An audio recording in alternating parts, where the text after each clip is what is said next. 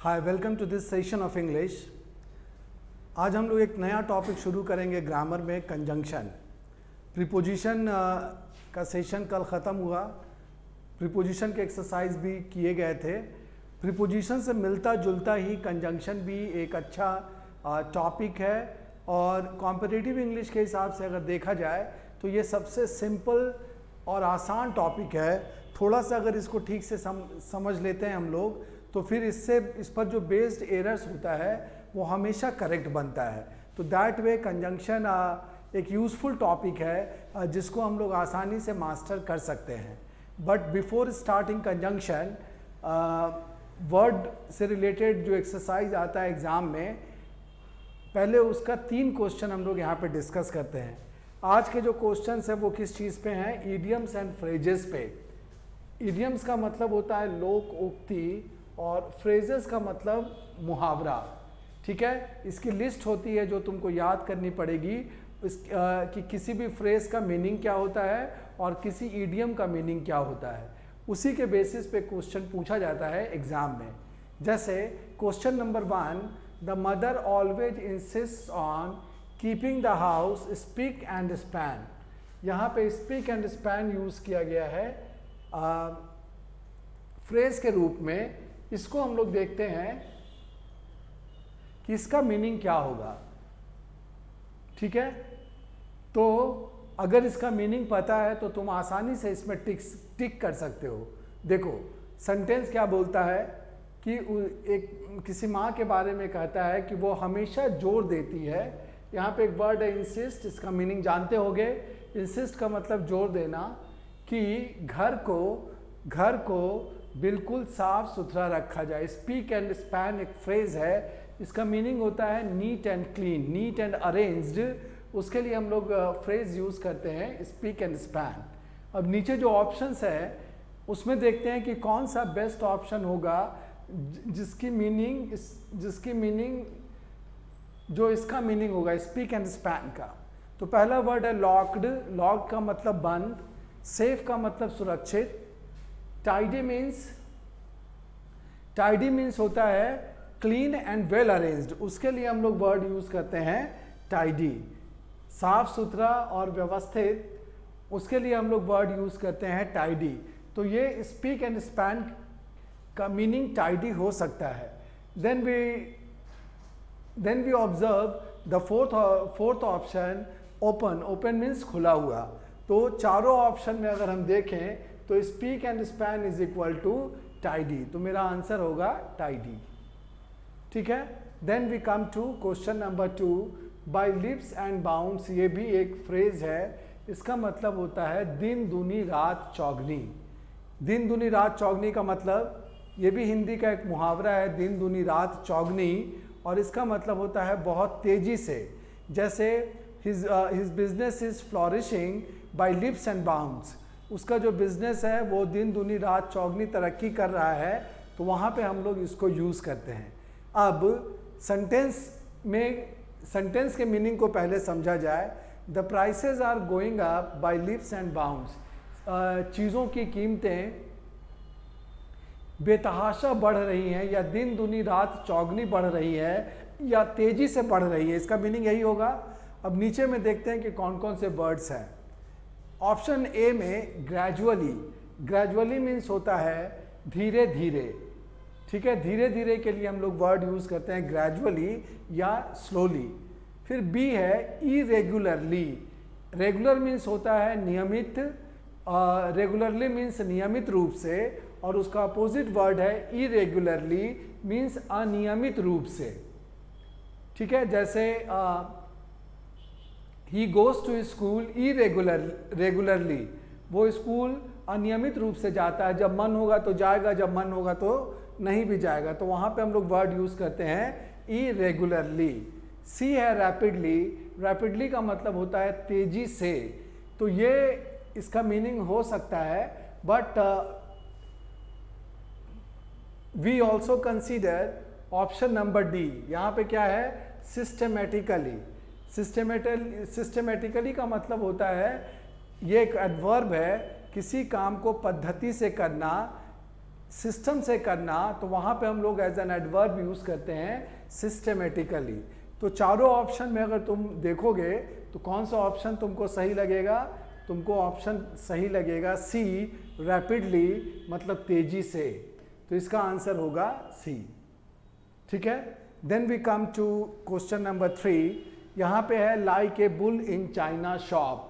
ये ईडियम है, इसको हम लोग कहेंगे ईडियम। ईडियम क्या होता है? लोक उक्ति। लोक उक्ति का मतलब लोग जैसा बोलते हैं और उसका जो मतलब समझते हैं उसको हम लोग कहते हैं लोक उक्ति या ईडियम। अब देखो यहाँ पे है like a bull in China shop. इसकी मीनिंग क्या होगी? नीचे उसके ऑप्शंस दिए गए हैं, that we will discuss. But first we understand the meaning of the given sentence.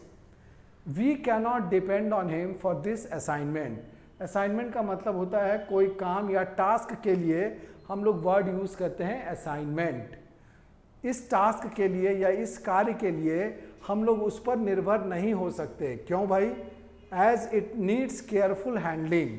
चूँकि ये जो काम है थोड़ा इम्पॉर्टेंट है और केयरफुल हैंडलिंग की ज़रूरत है इस काम को।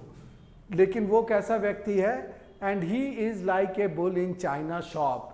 लेकिन वो डिपेंडेबल नहीं है इस मामले में, और उसको कहा गया है कि कैसा है वो? He is like a bull in China shop. ठीक है। अब like a bull in China shop, इसका मीनिंग होता है हम लोग इसको वैसे व्यक्ति के लिए यूज़ करते हैं जो किसी दिए गए काम के लिए सुटेबल नहीं है, मतलब वो स्किल उसके पास नहीं है और वो काम को बेतरतीब तरीके से करता है। He does the work awkwardly. वैसे व्यक्ति को हम लोग कहते हैं कि जैसे बुल का मीनिंग बैल होता है ना। बैल कैसा होता है? बैल को तो कोई अकल या स्किल होती नहीं है। उसी तरह के व्यक्ति के लिए हम लोग इस वर्ड को यूज़ करते हैं, who does a job awkwardly, और जिसके पास कोई स्किल भी नहीं होता। तो ये जो ईडियम दिया गया है इसके लिए ये वाला ऑप्शन सही हो सकता है। यहाँ पे एक वर्ड है क्लमजी।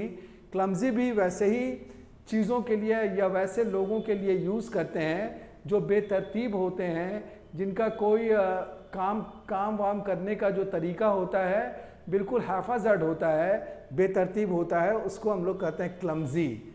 तो ये मेरा आंसर हो सकता है, but we should consider other options also. B में है ए टैक्टफुल पर्सन। एक अच्छा वर्ड यूज किया गया है यहाँ पे, टैक्टफुल। टैक्टफुल कैसे बना है वर्ड? टैक्टिस एक वर्ड होता है, टैक्टिस। इसका मतलब होता है युक्ति। युक्ति या उपाय, उसके लिए वर्ड हम लोग यूज करते हैं टैक्टिस। ठीक है। उसने ये टैक्टिस अपनाई। तो टैक्टफुल व्यक्ति कैसे होते हैं? जो किसी भी सिचुएशन में अपना काम निकाल लेते हैं, उनको हम लोग कहते हैं टैक्टफुल। जैसे तुम लोग भी जब ऑफिस ज्वाइन करोगे तो you will have to be a tactful person. तुमको टैक्टफुल होना पड़ेगा और नहीं तो फिर ऑफिस में काम करना मुश्किल होगा। ठीक है। तो युक्ति से भरा हुआ जो व्यक्ति होता है उसको हम लोग कहते हैं टैक्टफुल पर्सन। फिर एक वर्ड है ए नॉनसेंस पर्सन। नॉनसेंस मीन्स जैसे कहा जाता है कभी कभी जब किसी पे गुस्सा होते हैं, डोंट टॉक नॉनसेंस, बिना मतलब का, बिना सिर पैर का। तो उस तरह के व्यक्ति के लिए हम लोग वर्ड यूज़ करते हैं नॉनसेंस पर्सन। नेक्स्ट है ऑप्शन नंबर डी। इसमें एक अच्छा वर्ड यूज़ किया गया है फेलिसिटस।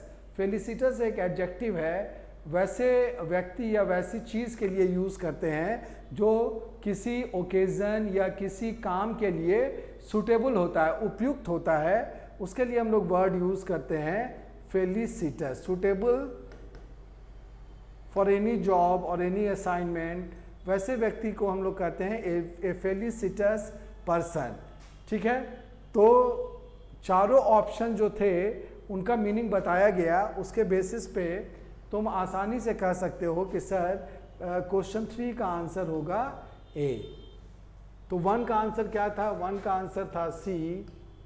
2 का आंसर था, 2 का भी था आंसर सी, और 3 का आंसर हुआ ए। तो ये जो 3 क्वेश्चंस थे एसएससी एग्जाम्स में पूछे जाते हैं, इडियम्स एंड फ्रेजेस वाला जो टॉपिक है उसके अंडर में उसी से लिया गया ये 3 क्वेश्चन था which have been discussed for you, तुम्हारे लिए जिसको डिस्कस किया गया, और उम्मीद है कि ये समझ में आ गया होगा इसको कैसे अप्रोच करना है, ये बात तुम्हें समझ में आ गई होगी। बेसिकली इसके लिए 2 चीज़ इम्पॉर्टेंट है। पहला तो कि इसका जो लिस्ट है इडियम्स एंड फ्रेजेस का वो तुम्हें याद होना चाहिए, उसकी मीनिंग तुम्हें आनी चाहिए, नंबर 1। और नंबर 2, एग्ज़ाम में जब क्वेश्चंस आएगा या कहीं भी प्रैक्टिस सेट में भी तुम क्वेश्चन को देखोगे तो जो सेंटेंस दिया गया है you need to understand that sentence correctly, उसको ठीक से समझना होगा, then only you will be able to tick the correct answer.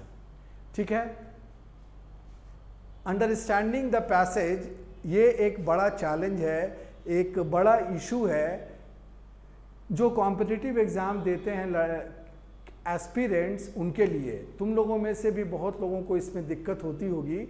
इसी प्रॉब्लम को ध्यान में रखते हुए मैंने एक अलग सेक्शन में बनाया है, अप्लाइड इंग्लिश के नाम से एक वीडियो है, वो आज से अपलोड होना भी शुरू होगा। उसमें बहुत छोटे पैसेज लिए गए हैं, वेरी शॉर्ट पैसेज, उनको अच्छे तरीके से पढ़कर समझना ये उसमें बताया गया है। साथ ही साथ उन बहुत छोटे पैसेज पर बेस्ड किस तरह से क्वेश्चन आता है वो क्वेश्चंस भी उसमें करवाए गए हैं। तो that is going to be a very useful session, उन लोगों के लिए बेहद ज़रूरी है जिनको पढ़कर समझने में थोड़ी दिक्कत होती है। उसमें काफ़ी धीरे धीरे काफ़ी अच्छे तरीके से, साथ ही साथ जो डिफ़िकल्ट वर्ड्स हैं उसके मीनिंग को डिस्कस करते हुए मैंने उस वीडियो को बनाया है, उस सेशन को लिया है यहाँ पर, जो कि आज से अपलोड होगा। उसके 2 पार्ट रिकॉर्ड किए गए हैं, पहला पार्ट 1 और उसके बाद फिर पार्ट 2। तो उस पर जरा सा ध्यान रखना। नाम है अंडरस्टैंडिंग पैसेज। ठीक है, बहुत यूजफुल होगा। Now we come to the new topic of English grammar, conjunction. Conjunction एक बहुत ही इंटरेस्टिंग टॉपिक है और इसको जब से एक बार मैं एक्सप्लेन कर दूंगा और फिर इसके एरर्स को करूंगा तो तुम्हें बहुत मज़ा आएगा। तुम खुद इसमें 10 में से 9 क्वेश्चंस अपने आप सही कर सकते हो। तो दैट वे ये एक इजी टॉपिक है as far as English grammar for competitive exams is concern. So now let us start conjunction.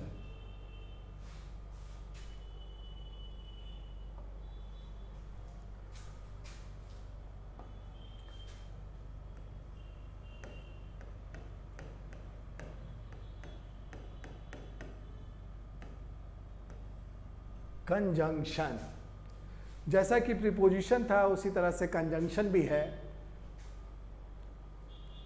Preposition को हम लोगों ने कैसे डिफाइन किया था कि प्रीपोजिशन इज ए वर्ड, उसी तरह से कंजंक्शन के बारे में भी कहा जाता है कि कंजंक्शन इज ए वर्ड, ये भी एक वर्ड है। और इसका फंक्शन क्या है, क्या काम करता है, ये 2 वर्ड्स अलग से किन्हीं 2 वर्ड्स को या किन्हीं 2 सेंटेंसेस को जोड़ने का काम करता है।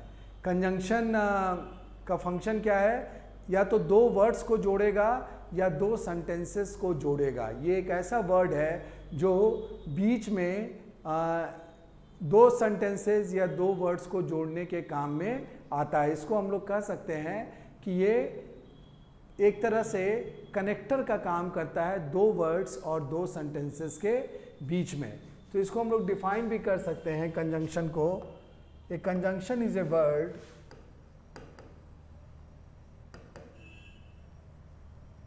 A conjunction is a word used to join 2 words or 2 sentences together.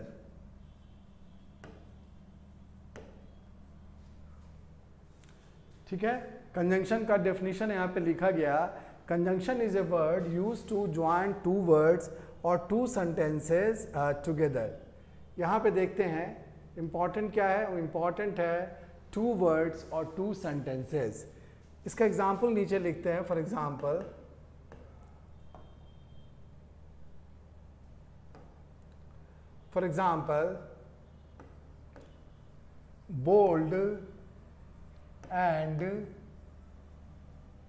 Bold and beautiful. ठीक है, यहाँ पे देखो, यहाँ पे दो वर्ड है, एक है बोल्ड और एक वर्ड है ब्यूटीफुल। बोल्ड एंड ब्यूटीफुल, तो यहाँ पर दो वर्ड को जोड़ने का काम कौन सा वर्ड कर रहा है? एंड यहाँ पे एक कनेक्टर के रूप में है जो कि बोल्ड और ब्यूटीफुल को जोड़ने का काम करता है। तो यहाँ पे एंड क्या है? And is a conjunction. ठीक है, एक और एग्जाम्पल इसी तरह का, इंटेलिजेंट, एक वर्ड इंटेलिजेंट है और एक वर्ड लेजी है। इन दोनों के बीच में एक वर्ड और जोड़ता हूँ। कोई व्यक्ति इंटेलिजेंट तो है लेकिन वो आलसी है, तो यहाँ पे बट जोड़ा गया जो कि कनेक्टर का काम कर रहा है बिटवीन इंटेलिजेंट एंड लेजी। तो बट क्या हुआ? But is again A conjunction. ठीक है, तो दो वर्ड्स को जोड़ने वाला यहाँ पर एग्जाम्पल दिया गया। नाउ वी डिस्कस कि सेंटेंस में हम लोग इसको कैसे जोड़ते हैं, कैसे यूज करते हैं। सेंटेंस का एग्जाम्पल तुम्हारे सामने लिखता हूं।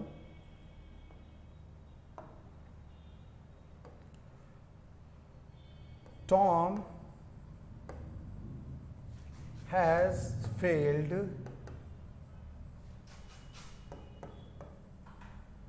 Peter has passed. Tom has failed Peter has passed. यहाँ पे इस सेंटेंस में अगर हम देखें, इसमें देखें अगर इस एग्जाम्पल में, तो एक सेंटेंस ये है टॉम हैज़ फेल्ड और दूसरा सेंटेंस यहाँ पे है Peter has passed.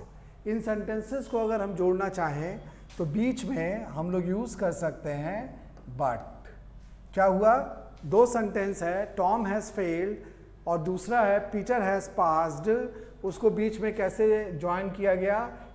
These two sentences has been joined by the word but। तो but क्या होगा? but एक कंजंक्शन होगा। ठीक है, एक और एग्जाम्पल यहाँ पे, second example, I like him, I like him, he is honest. I like him, he is honest। यहाँ पर भी अगर देखें तो there are two sentences, one is this, I like him, and the other is he is honest। I like him एक sentence है, sentence one, और second है he is honest। इनको अगर हम चाहें तो ज्वाइन कर सकते हैं कि मैं उसे पसंद करता हूँ। क्यों पसंद करता हूँ? बिकॉज he is honest, क्योंकि वह ईमानदार है। तो यहाँ पे जो बिकॉज यूज किया गया ये एक कंजंक्शन है। Because has been used as a conjunction here. इस एग्जाम्पल में बिकॉज एक कंजंक्शन है। तो कंजंक्शन के कुछ एग्जाम्पल्स देखने को मिले, and, but, because, etcetera. These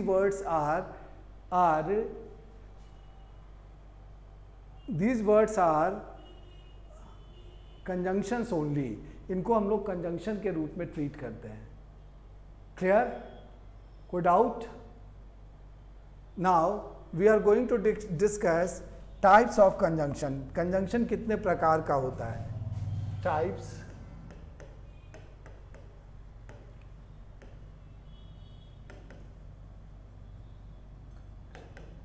types of conjunction. तो तीन तरह के कंजंक्शंस हम लोग डिस्कस करेंगे, 1, 2 एंड 3। फर्स्ट है कोऑर्डिनेटिंग कंजंक्शन।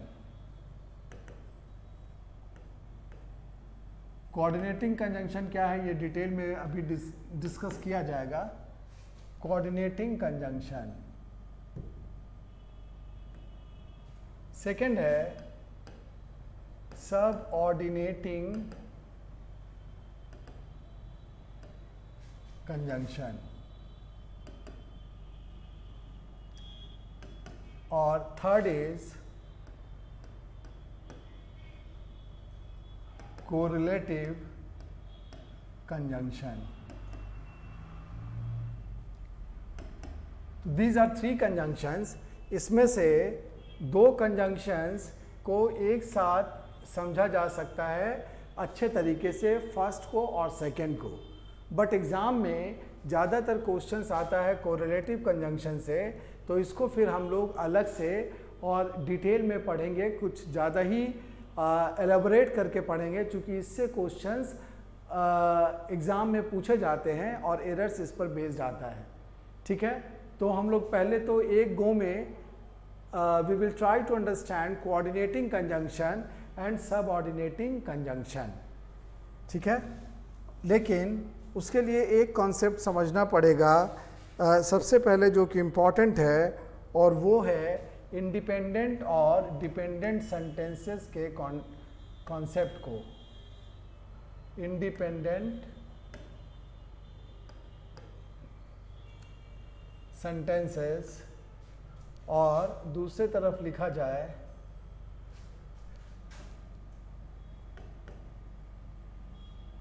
Dependent sentences. ये अगर क्लियर होगा तो कोऑर्डिनेटिंग और सबऑर्डिनेटिंग कंजंक्शन में कोई भी दिक्कत समझने में नहीं होगी। इसका पहले एग्जाम्पल लिखते हैं यहाँ पे, पहले इंडिपेंडेंट सेंटेंसेस का। The sun set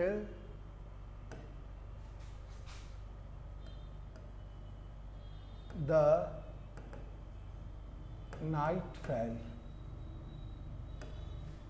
the sun set the night fail.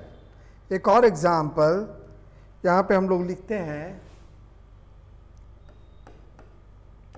he is poor, people love him।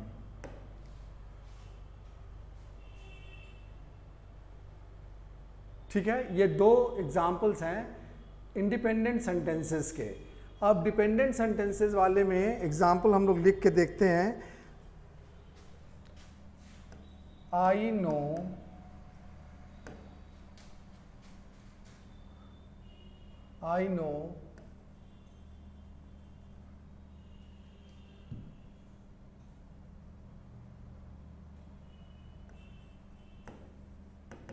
he will come।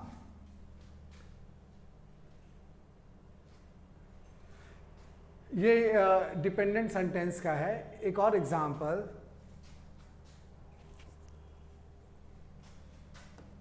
I like him, he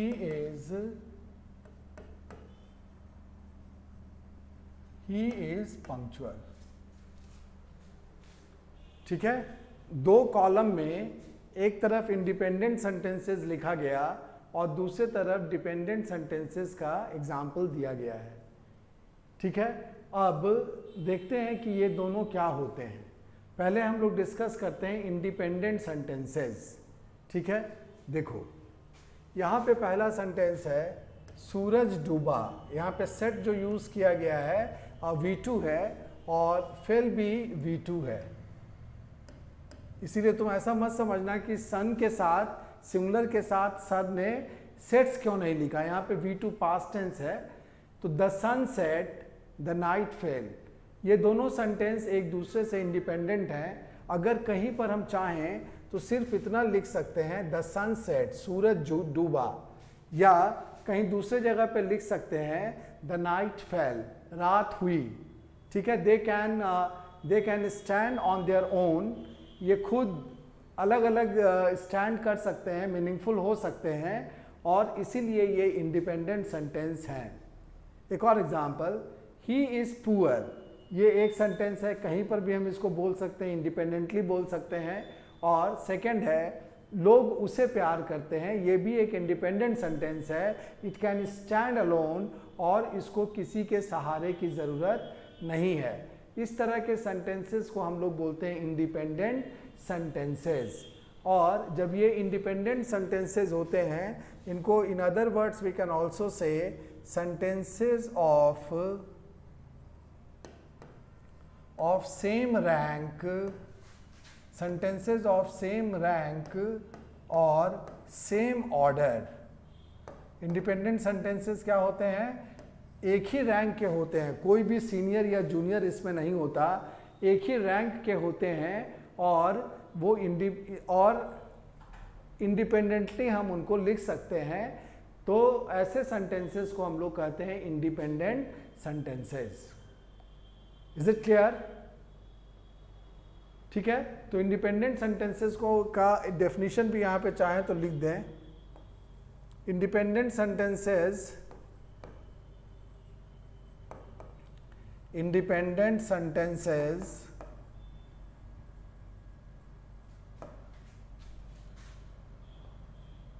are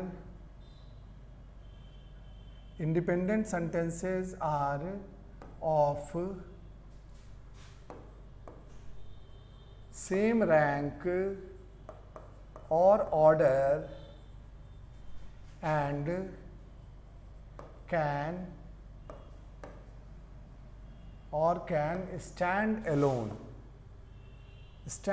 or independently। तो ये डेफिनेशन है इंडिपेंडेंट सेंटेंसेस का। Independent sentences are of same rank or order and can stand alone. Is it clear? तुम्हारा question होगा कि sir conjunction को इसमें क्या, कंजंक्शन का कैसे यूज है इसमें, तो देखते हैं। अगर हम चाहें तो दोनों सेंटेंसेस को यहाँ पे ज्वाइन कर सकते हैं। द सनसेट, अगर बीच में हम एंड लगा दें तो ये दोनों सेंटेंस एक दूसरे से जुड़ जाता है। यहाँ पे कंजंक्शन एंड ने क्या किया, इन दो इंडिपेंडेंट सेंटेंसेस को आपस में जोड़ दिया। The sun set and the night fell, सूरज डूबा और रात हुई। ठीक है, सेकंड में देखते हैं, वह गरीब है लेकिन फिर भी लोग उसे प्यार करते हैं। ही इज पुअर स्टिल, यहाँ पे स्टिल लगा सकते हैं, कंजंक्शन है स्टिल। स्टिल का मतलब होता है फिर भी, हालांकि वो पुअर है, he is poor still people love him. एक कंजंक्शन और भी यहाँ पे हम लोग लगा सकते हैं, बट भी यहाँ पे लगा सकते हैं, he is poor but people love him. तो इंडिपेंडेंट सेंटेंसेस को हम लोग कंजंक्शंस के द्वारा जोड़ सकते हैं। ठीक है, now we come to this side, dependent sentence. Dependent sentence में क्या केस बनता है, यहाँ पे जो पहला सेंटेंस है, मैं जानता हूँ, अगर इतना बोल के हम छोड़ देते हैं आई नो, तो सेंटेंस मीनिंगफुल नहीं होता। उसमें कुछ और आगे ऐड करना पड़ेगा कि मैं जानता हूँ, क्या जानता हूँ, this you have to add. तो ऐड करने के लिए यहाँ पे है ये सेंटेंस, ही विल कम, कि वह आएगा। तो यहाँ पे आई नो क्या है, आई नो एक ऐसा सेंटेंस है जो इस पर डिपेंड करता है और तब ये मीनिंगफुल बनेगा। I know he will come, क्या लिखेंगे यहाँ पे, I know when he will come. तो यहाँ पे जो व्हेन है ये एक ऐसा वर्ड है जो इन दो सेंटेंसेस को जोड़ने का काम करता है, जिसमें एक सेंटेंस आई नो डिपेंडेंट है किस पे, ही विल कम पे। जब तक ये इसमें नहीं जुड़ेगा तब तक ये अपने आप में मीनिंगफुल नहीं बन पाएगा। तो ये है डिपेंडेंट सेंटेंस। एक और एग्जांपल, आई लाइक हिम, मैं उसे पसंद करता हूँ। तुरंत एक क्वेश्चन अनआंसर्ड है कि अगर पसंद करता हूँ तो क्यों करता हूँ। यहाँ पे फिर दूसरा सेंटेंस इसको इसमें ऐड करना पड़ेगा, इसको इसमें ऐड करेंगे तब जाके ये मीनिंगफुल सेंटेंस बनेगा। ऊपर वाले में भी आई नो के साथ ही विल कम जोड़ेंगे तब जाकर वो मीनिंगफुल होगा। यानी कि यहाँ पे जो आई लाइक हिम है ये क्या है, ये एक डिपेंडेंट सेंटेंस है, डिपेंडेंट सेंटेंस है जो कि अपने आगे आने वाले सेंटेंस पे डिपेंड करता है, तभी उसका मीनिंग पूरा होगा। तो मैं उसे पसंद करता हूँ, क्यों पसंद करता हूँ, बिकॉज, क्योंकि, बिकॉज ही इज पंक्चुअल, वो समय का पाबंद है इसीलिए मैं उसे पसंद करता हूँ। तो यहाँ पर क्या देखा गया कि एक डिपेंडेंट सेंटेंस को जोड़ा गया एक इंडिपेंडेंट सेंटेंस से बिकॉज के द्वारा और यहाँ पे व्हेन के द्वारा। तो ये दोनों कंजंक्शन ने ये काम किया यहाँ पर। ठीक है, तो डिपेंडेंट सेंटेंस समझ गए। अब इंडिपेंडेंट सेंटेंस में हमने कहा था कि जो इंडिपेंडेंट सेंटेंस होते हैं उनका एक रैंक होता है या एक ऑर्डर होता है। ठीक है, बट यहाँ पे डिपेंडेंट सेंटेंस जो होते हैं, डिपेंडेंट सेंटेंस, उनका उन दोनों का आपस में जो रैंक है वो एक जैसा नहीं होता। तो इंडिपेंडेंट सेंटेंसेस से हटकर यहाँ पे हम लोग लिख सकते हैं डिपेंडेंट सेंटेंसेस के बारे में कि dependent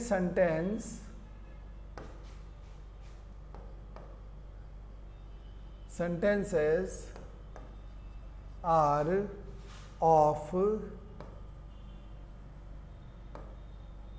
unequal rank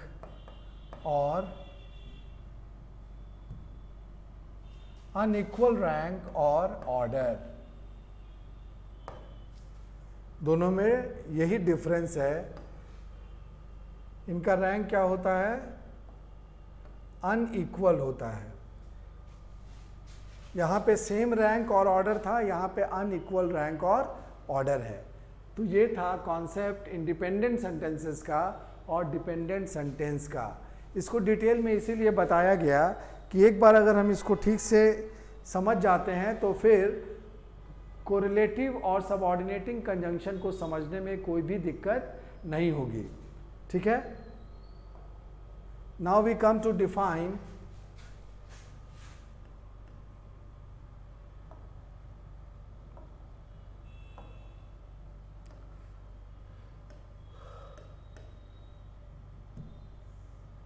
coordinating conjunction।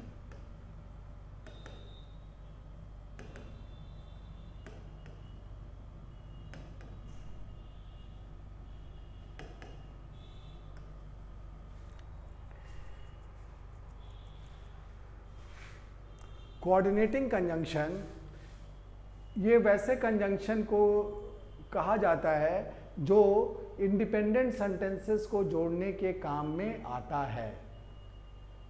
ठीक है, वैसे कंजंक्शन को हम लोग कोऑर्डिनेटिंग कंजंक्शन कहते हैं।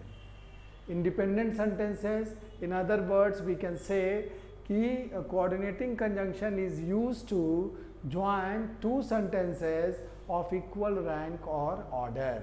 तो पहले डेफिनेशन लिखते हैं, फिर इसका एग्जाम्पल लिखा जाएगा। A coordinating conjunction A coordinating conjunction is used to join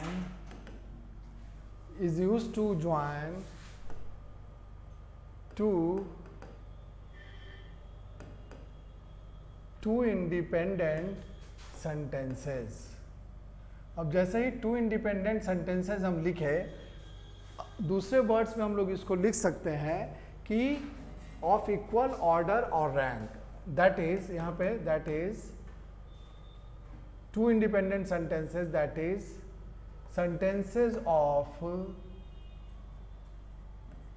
sentences of equal order और rank। sentences of equal order और rank। एक बार ठीक से पढ़ लो इसको। कोऑर्डिनेटिंग कंजंक्शन का डेफिनेशन यहाँ पे लिखा गया है कि कोऑर्डिनेटिंग कंजंक्शन वैसा कंजंक्शन होता है जिसको दो इंडिपेंडेंट सेंटेंसेस को जोड़ने के काम में लाया जाता है। ठीक है, और अगर इंडिपेंडेंट सेंटेंसेस है तो इसके पहले वाले स्क्रीन पर हम लोग देख सकते हैं।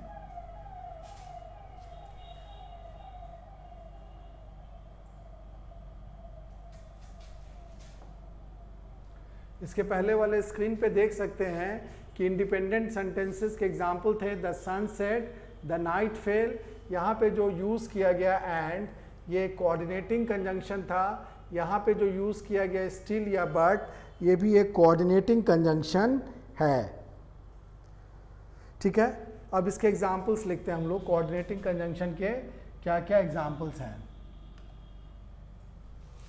For example, and,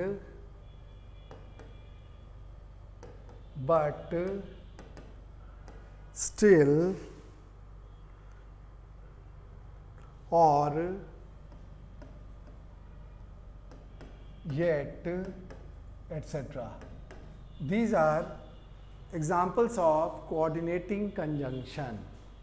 And, but, still, or, yet, etc. yet का मतलब होता है फिर भी, still और yet इंटरचेंजेबली यूज किए जा सकते हैं। ठीक है, next,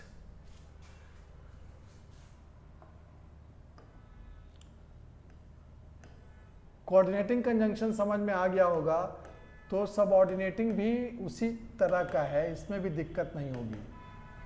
subordinating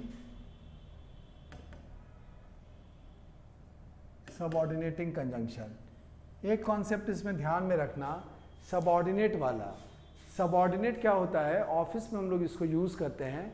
suppose you become an officer, तो तुम्हारे नीचे में जो भी सुपरवाइज़र होंगे, क्लर्क होंगे या प्यून होंगे, वो सब तुम्हारे सबऑर्डिनेट होंगे। सबऑर्डिनेट एक वर्ड है और उसका हिंदी होता है अधीनस्थ। तुम्हारे नीचे काम करने वाले जो लोग होते हैं वो तुम्हारे अधीन होते हैं और उनको कहा जाता है अधीनस्थ, सबऑर्डिनेटिंग कंजंक्शन। ठीक है, इसी कॉन्सेप्ट को यहाँ पे यूज़ किया गया है। कोई सबऑर्डिनेट कब होता है, जब उसका रैंक तुम्हारे रैंक से नीचे रहता है, then only he is subordinate to you. Correct.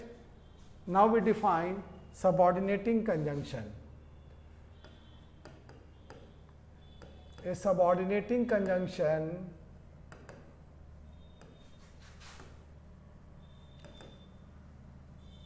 A subordinating conjunction is used to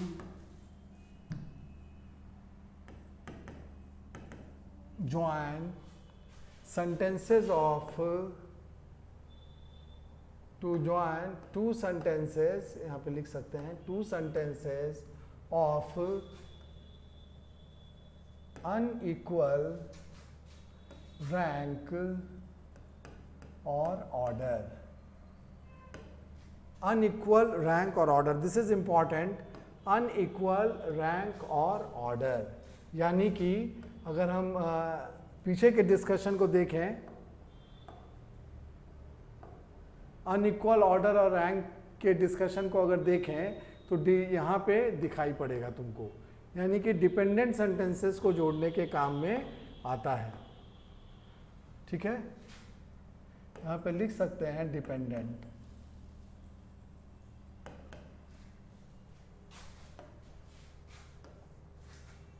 इसके एग्जाम्पल्स क्या होंगे,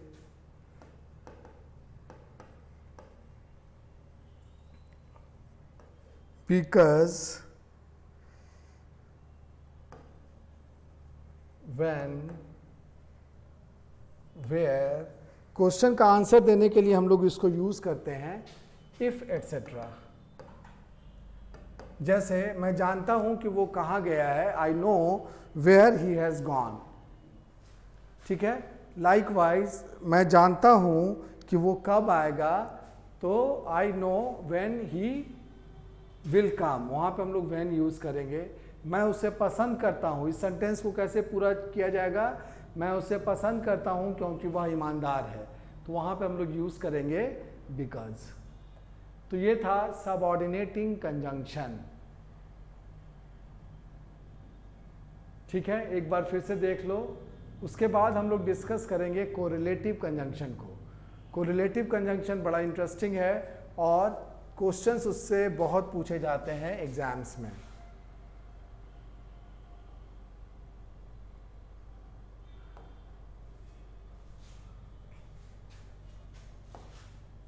third type,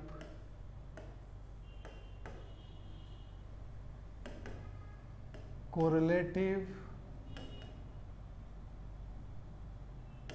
conjunctions. Correlative conjunctions, correlative conjunctions, कुछ कंजंक्शंस ऐसे होते हैं, let us define it like this, कुछ कंजंक्शंस ऐसे होते हैं जो हमेशा पेयर में पाए जाते हैं। पेयर में, अकेला ये तुमको कभी नहीं मिलेगा, इसका एक डेफिनेट पेयर होता है और उसी पेयर में हम लोग इसको लिखते हैं या यूज करते हैं। वैसे कंजंक्शंस को हम लोग कहते हैं कोरिलेटिव कंजंक्शन। इसका बेस्ट एग्जांपल है ईदर डॉट डॉट डॉट और, ये इसका बेस्ट एग्जांपल है। जहां पर भी ईदर रहेगा सेंटेंस में और उसके आगे अगर कोई कंजंक्शन जोड़ना है तो वहां पे और ही जुड़ेगा, कभी भी वहां पे एंड नहीं जुड़ेगा।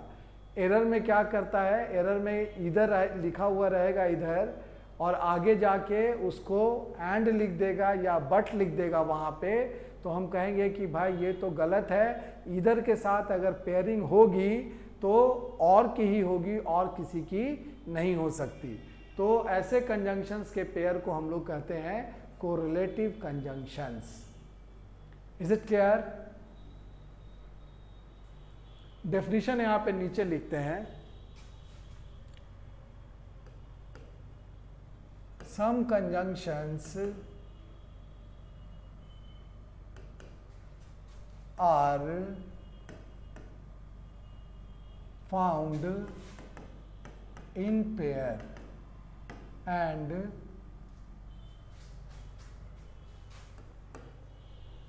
they are used like this only in a sentence, और किसी भी सेंटेंस में हम लोग उसको ऐसे ही यूज भी करते हैं। ऐसे कंजंक्शंस को हम लोग कहते हैं correlative conjunctions. These conjunctions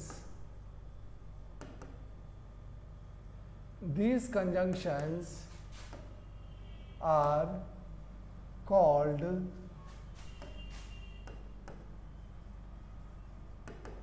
correlative conjunctions. These conjunctions are called correlative conjunctions. ठीक है, इसके एग्जाम्पल्स यहां पे लिखा जाए। फॉर एग्जाम्पल, सबसे कॉमन इसका एग्जाम्पल है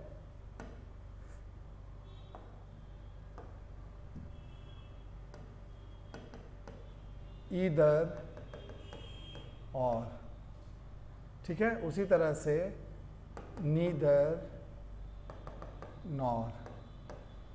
देखो जहां पर भी सेंटेंस में नीदर रहेगा उसके आगे अगर कोई दूसरा कंजंक्शन तुमको देखने को मिलेगा तो वो नॉर होगा। ईदर और, नीदर नॉर, बट ऑल्सो, ये भी एग्जाम्पल है इसका, सो दैट,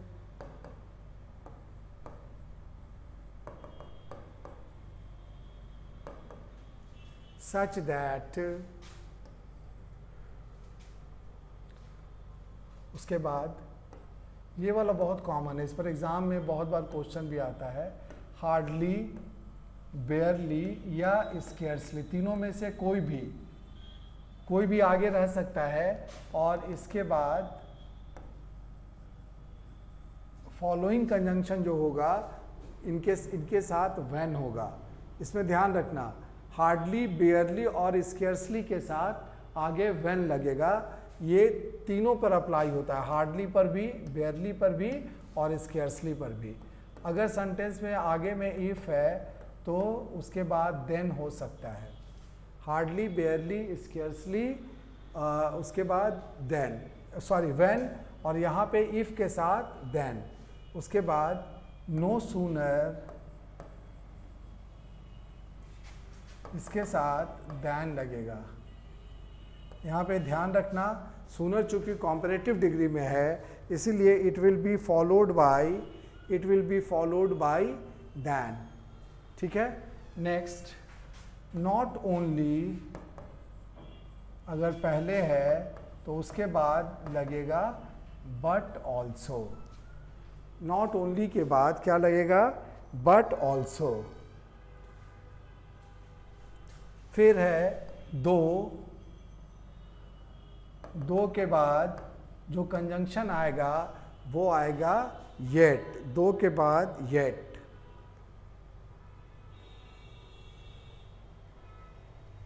ठीक है। फिर एक बहुत ही कॉमन है, कई बार एग्जाम में आता है, as soon as. As soon as के बाद आएगा व्हेन, इसको भी याद रखना पड़ेगा, एज सून एज के बाद और व्हेन।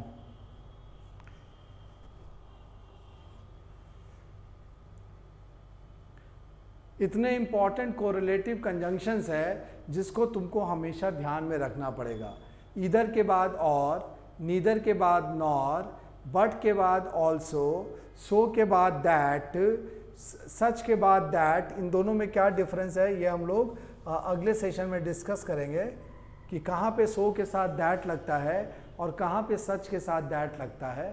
फिर सबसे इम्पॉर्टेंट है हार्डली, बेयरली और scarcely. It is any of these three, hardly, बेयरली and scarcely is followed by when. If अगर है तो देन, नो सूनर अगर है तो देन, नॉट ओनली है तो बट ऑल्सो, दो अगर लिखा हुआ है तो येट, एज सुन एज अगर लिखा हुआ है तो वहाँ पे व्हेन। इस पर बेस्ड एरर कैसे आता है इसका एक दो एग्जाम्पल यहाँ पे बताता हूँ। जैसे